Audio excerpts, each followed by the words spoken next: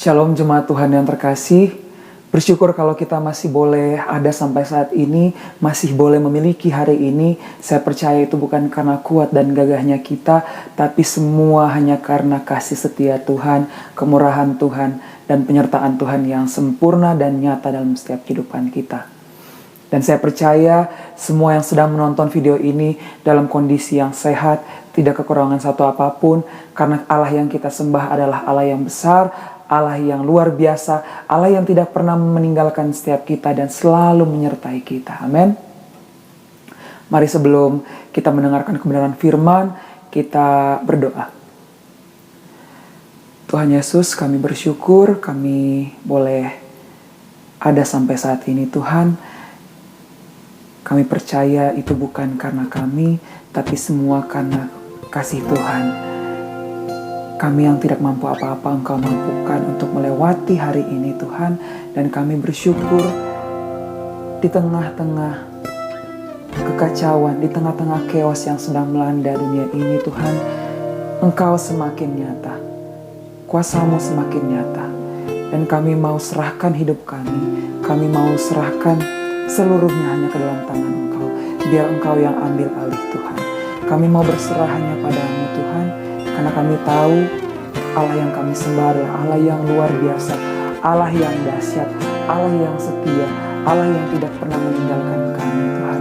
Dan kami mau tinggikan Engkau, kami mau menyembah Engkau Tuhan. Sebab Engkau layak terima setiap pujian kami Tuhan. Terima kasih Tuhan, terima kasih Yesus. Saat tiada jalan hadapi persoalan,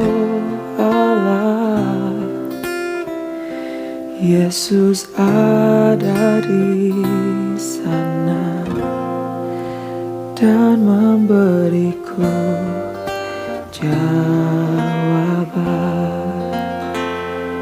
Pahitnya kenyataan dan tak mampu bertahan, Yesus ada di sana dan memberiku jawaban.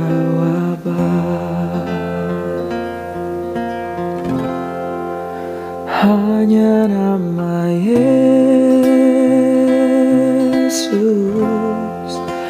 hanya nama Yesus, hanya nama Yesus, berikan ku pengharapan. Hanya nama Yesus, hanya nama Yesus, hanya nama Yesus, berikan ku kepastian.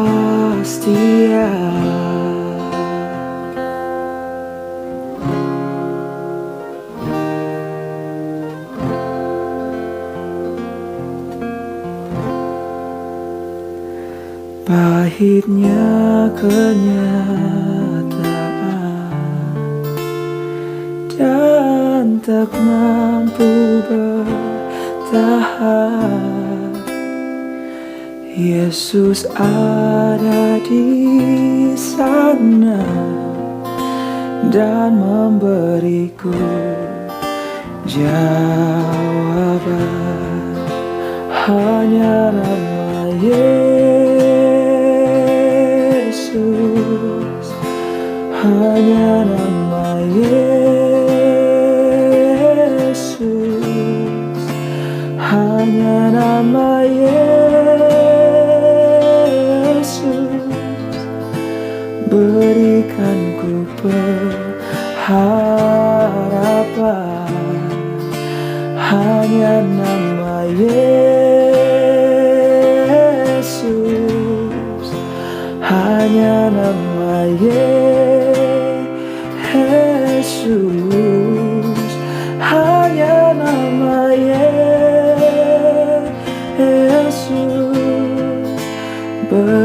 berikanku kepastian.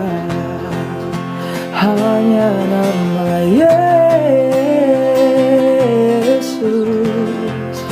hanya nama Yesus, hanya nama Yesus, berikanku pengharapan. Oh, hanya nama Yesus, hanya nama Yesus, hanya nama Yesus, berikanku kepastian. Hanya nama Yesus, hanya nama Yesus, hanya nama Yesus, berikanku pengharapan. Hanya nama Yesus, hanya nama Yesus, hanya nama Yesus, berikanku kepastian. Hanya nama Yesus,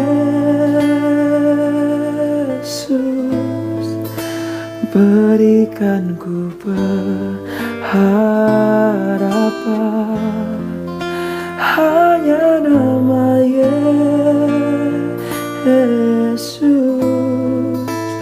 berikanku kepastian.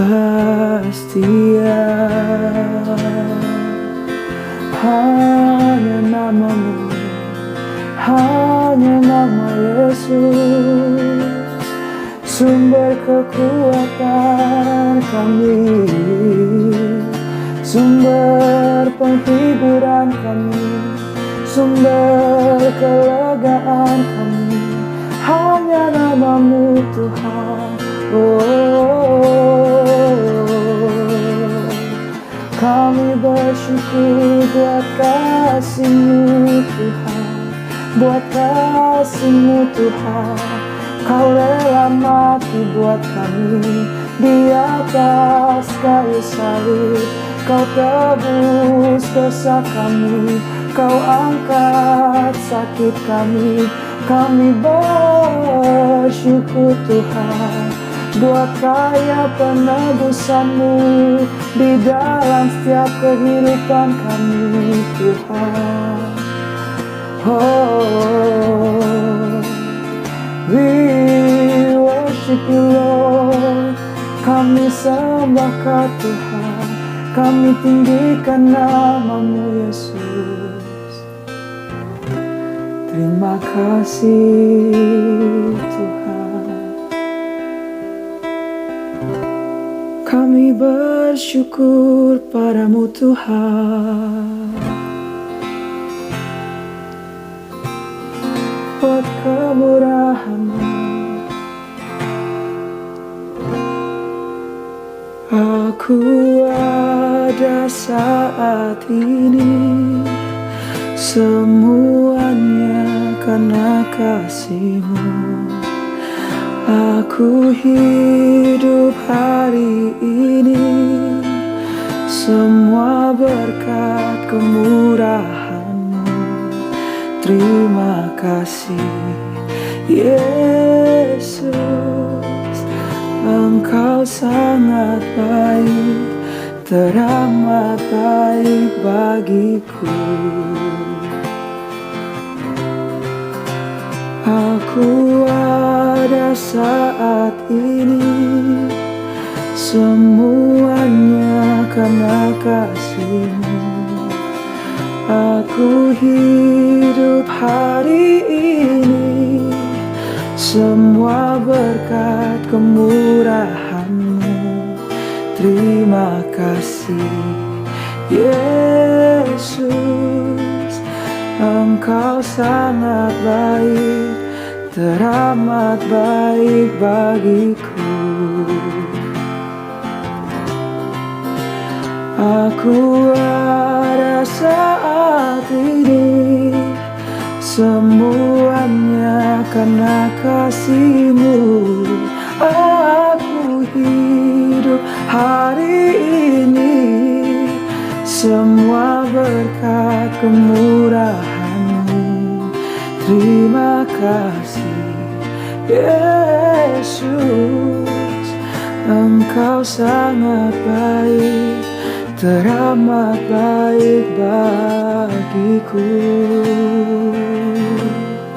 Oh, oh.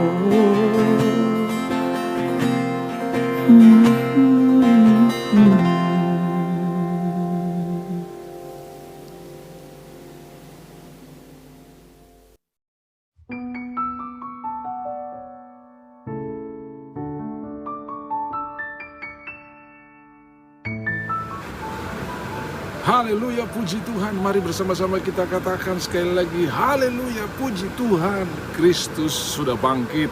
Saya percaya ini hari di mana kita merayakan kebangkitan Kristus, hari kemenangan bagi kita semua. Dan untuk mendasari firman Tuhan, saya akan mengutip satu kisah di dalam Injil Yohanes pasalnya yang ke-20. Ada satu peristiwa yang jarang sekali dibicarakan dan ini akan menjadi topik pembicaraan kita hari ini. Judulnya Kebangkitan Yesus. Nah, ada hal yang menarik yang ingin saya tunjukkan buat kita semua. Mari kita akan lihat ayat-ayat ini dengan saksama dan kita akan belajar bagaimana kebenaran-kebenaran ini akan menuntun kita kepada kemenangan, akan membawa kita kepada kesembuhan, akan membawa kita kepada kekuatan. Pada hari pertama minggu itu, nah itu artinya hari Minggu, saudara, hari pertama dari minggu yang berjalan adalah hari Minggu. Ini menjadi dasar di mana orang-orang Kristen beribadah. Hari pertama minggu itu hari Minggu. Pagi-pagi benar ketika hari masih gelap, pergilah Maria Magdalena ke kubur itu dan ia melihat bahwa batu telah diambil dari kubur. Saudara tahu ceritanya, mereka pergi ke kubur masih bawa rempah-rempah. Artinya mereka masih pergi berhadapan dengan Yesus yang mayat, bukan berhadapan dengan Yesus yang sudah bangkit. Kalau mereka percaya bahwa Tuhan akan bangkit di hari ketiga sebagaimana khotbahnya, kemarin saya sudah menyampaikan bahwa imam-imam kepala dan ahli-ahli Farisi pun percaya bahwa hari ketiga dia akan bangkit. Pasti mereka tidak akan bawa minyak dan rempah-rempah. Sebab minyak dan rempah-rempah itu hanya diperlukan untuk mayat atau orang mati. Sementara Kristus berkata bahwa dia akan bangkit di hari yang ketiga. Jadi sebetulnya tidak ada guna membawa rempah-rempah dan minyak untuk orang yang hidup. Nah, begitu mereka sampai di kubur, pemandangan yang tidak mereka duga, mereka lihat, yaitu batu sudah terguling. Mereka melihat bahwa batu telah diambil dari kubur. Ayat yang kedua, ia berlari-lari mendapatkan Simon Petrus dan murid yang lain yang dikasihi Yesus. Yohanes maksudnya, tidak disebutkan namanya tapi gelarnya, murid yang dikasihi itu Yohanes, dan berkata kepada mereka, Tuhan telah diambil orang dari kuburnya dan kami tidak tahu di mana ia diletakkan. Saudara, ini informasi yang diberikan oleh orang yang sudah pergi ke kubur. Dan pasti ini bisa langsung viral di semua grup bahwa Yesus sudah dicuri mayatnya. Dan semua orang akan heboh, semua orang akan memperguncingkan. Ada informasi terkini bahwa mayat Yesus telah dicuri. Tapi saya bersyukur Petrus dan murid-murid yang lain tidak mengupload berita ini kepada orang-orang lain atau tidak meneruskan tanpa menyelidiki kebenarannya. Ketika engkau mendengarkan satu informasi, mari yang pertama ukur itu dengan kebenaran firman Tuhan. Ukur itu dengan firman Tuhan atau apa yang dikatakan oleh Alkitab. Kalau itu tidak punya kebenaran Alkitab, forget it. Tidak usah dibahas, tidak usah dibicarakan. Kita kadang-kadang suka membicarakan hal-hal yang tidak punya nilai kekekalan. Mari saudara, lewat peristiwa ini, begitu Simon mendengar cerita ini, dia berlari ke kubur bersama dengan murid yang dikasihi atau Yohanes ini. Ayat yang ketiga dikatakan begini, Maka berangkatlah Petrus dan murid yang lain itu ke kubur. Kita perlu mengklarifikasi satu informasi benar atau tidak, baru kita melanjutkan kepada orang lain. Mereka pergi ke kubur, lalu dikatakan di sini keduanya berlari bersama-sama, tetapi murid yang lain itu berlari lebih cepat daripada Petrus sehingga lebih dulu sampai di kubur. Jadi saudara-saudara dikasihi oleh Tuhan, kasih yang luar biasa kepada Tuhan itu membuat kita berlari dengan cepat, membuat kita berlari dengan sukacita. Kasih kita kepada Tuhan yang sudah menyelamatkan kita, membuat kita melayani Tuhan, kita memuji Tuhan dengan berlari-lari, dengan bersukacita. Dan dikatakan dalam ayatnya yang kelima, ia menjenguk ke dalam dan melihat kain kapan terletak di tanah, akan tetapi ia tidak masuk ke dalam. Maka datanglah Simon Petrus juga menyusul dia dan masuk ke dalam kubur itu. Ia melihat kain kapan terletak di tanah, sedang kain peluh yang tadinya ada di kepala Yesus tidak terletak di dekat kain kapan itu, tetapi agak di samping di tempat yang lain dan sudah tergulung. Maka masuklah juga murid yang lain, maksudnya Yohanes, yang lebih dahulu sampai di kubur itu dan ia melihatnya dan percaya. Apa yang dia percaya? Bukan dicuri mayatnya, tapi Yesusnya bangkit. Saudara, ketika kita mengklarifikasikan satu informasi atau berita dengan firman Tuhan, akan timbul percaya dalam hati kita. Kita tidak mudah percaya hoax, kita tidak mudah percaya informasi yang salah, dan di sini tidak diceritakan ada perseteruan di antara mereka. Kamu itu kalau kasih informasi yang benar dong, masa informasi yang salah? Ketika kita mengetahui kebenaran, kebenaran itu akan memerdekakan kita. Saudara-saudara, merdeka dari simpang siur, merdeka dari ketidakpastian. Waduh, kok Tuhannya dicuri ya? Tetapi Alkitab tulis, mereka menjadi percaya. Yohanes menjadi percaya. Pada waktu kita mengukur segala berita, mengkonfirmasikan dengan firman Tuhan, kita akan menjadi percaya. Bagaimana tentang Maria yang membawa kabar tentang mayat dicuri? Saudara, kadang-kadang orang memberikan informasi itu setara atau sesuai dengan tingkat kepercayaannya. Kita nggak bisa paksa orang yang punya tingkat kepercayaannya seperti Maria untuk bisa memahami apa yang dipahami oleh Yohanes. Tugas kita mendoakan supaya orang-orang ini akan mengenal Tuhan lagi. Ketika Paulus menyampaikan pembelaannya di hadapan Raja Agripa, dia bilang begini, aku berdoa supaya satu waktu engkau bisa jadi sama seperti aku, kecuali belenggu-belenggu ini. Artinya Paulus berdoa satu waktu Raja Agripa boleh mengenal Tuhan yang dikenal oleh Paulus. Saudara-saudara yang dikasihi oleh Tuhan, hilangkan judgement, hilangkan penghakiman, hilangkan menuding orang, hilangkan menuduh orang. Doakan orang itu.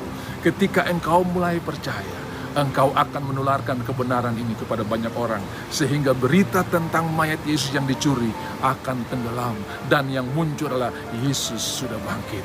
Percayalah bahwa Tuhan kita luar biasa. Nah, mari kita lihat apa yang terjadi selanjutnya dengan Maria Magdalena ini. Biarkan Tuhan yang mengurusnya dan biarkan Tuhan yang membereskannya. Nah, ayat yang ke-11, tetapi Maria berdiri dekat kubur itu dan menangis. Rupanya dia balik lagi ke kubur itu dan menangis dengan kepercayaan yang masih sama bahwa mayat Yesus sudah dicuri.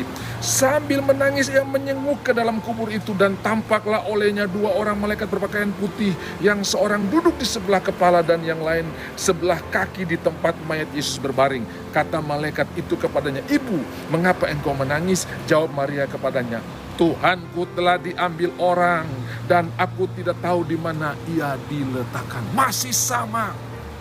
Jawabannya masih sama. Dari mana dia tahu Tuhan diambil? Dari mana dia bisa buat penilaian Tuhan diambil? Hanya karena melihat kubur kosong. Tidak berarti Tuhan diambil. Tetapi saudara-saudara, ada sesuatu yang menutup matanya sampai Tuhan berjumpa dengan dia. Lihat. Sesudah berkata demikian, ia menoleh ke belakang dan melihat Yesus berdiri di situ. Tetapi ia tidak tahu bahwa itu adalah Yesus. Dia tidak tahu bahwa itu adalah Yesus. Kata Yesus kepadanya, "Ibu, mengapa engkau menangis? Siapakah yang engkau cari?" Maria menyangka orang itu adalah penunggu taman, lalu berkata kepadanya, "Tuan, Jikalau Tuhan yang mengambil dia, katakan kepadaku di mana Tuhan meletakkan dia, supaya aku dapat mengambilnya. Saudara-saudara yang dikasihi oleh Tuhan, Maria melihat Yesus sebagai Tuhan yang pertama. Lalu apa yang terjadi?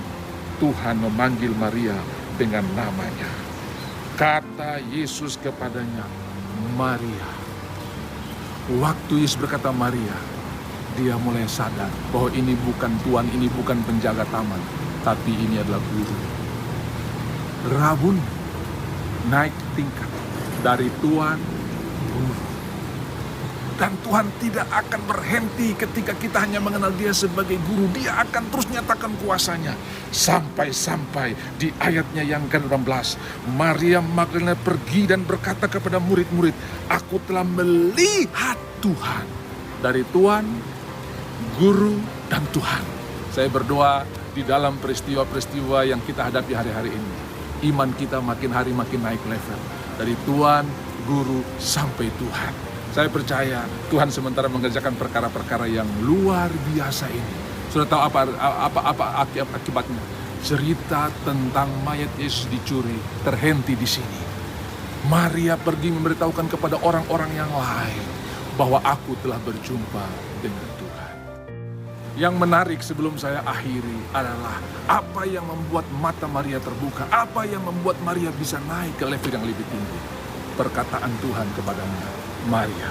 Tahukah saudara, Tuhan mengenal nama saudara. Tahukah saudara, ia melukis saudara di telapak tangannya. Dan setiap hari dia memanggil kita dengan nama kita masing-masing. Saudara, penting sekali untuk kita menyelami dan menyadari hari ini, kita menyelami akan apa yang Tuhan sudah sampaikan di sini. Saya diberkati sekali dengan Hakim-Hakim pasalnya yang ke-13, dikatakan di dalam Hakim-Hakim pasalnya yang ke-13 ayat 18, satu waktu ketika Manoah bertemu dengan malaikat Tuhan, ya terjadilah cerita bahwa kamu punya anak nanti akan dipakai Tuhan, jangan anakmu itu jangan kena anggur, kepalanya jangan kena pisau cukur. Lalu Manoah bertanya begini, siapa namamu? Ayat yang 18 berkata begini, tetapi jawab malaikat Tuhan itu kepadanya, mengapa engkau juga menanyakan namaku? Bukankah nama itu ajaib? Saudara, berilah nama yang benar kepada apa yang saudara inginkan, kemenangan.